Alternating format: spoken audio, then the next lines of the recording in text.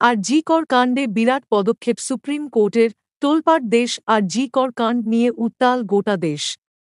গত শুক্রবার রাতে আর জি কর হাসপাতালে তরুণী চিকিৎসকের ধর্ষণ করে খুনের ঘটনায় ক্ষোভে ফেটে পড়েছেন সাধারণ মানুষ।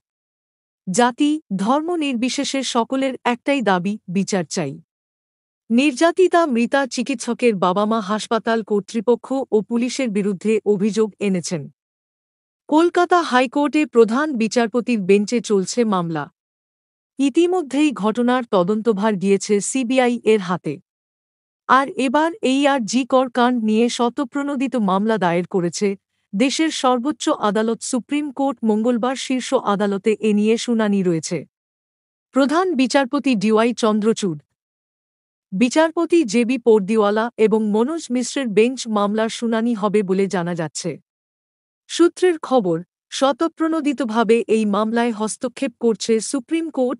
কলকাতার আর জি কর হাসপাতালে ৩ বছর বয়সী ডাক্তারি পড়ুয়ার মৃত্যু ঘিরে উত্তাল দেশ। গত ৮ আগস্ট মারা যাওয়ার দিন নাইট শিফটে ছিলেন তরুণী চিকিৎসক।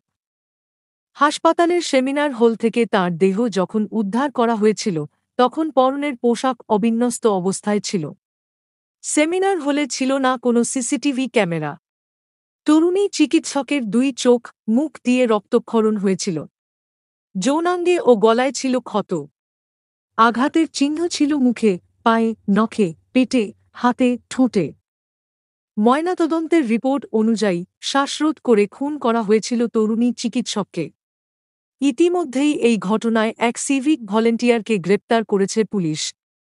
বাকি আরও কেউ এই হত্যাকাণ্ডের সঙ্গে যুক্ত ছিল কিনা সেই বিষয়ে খতিয়ে দেখা হচ্ছে।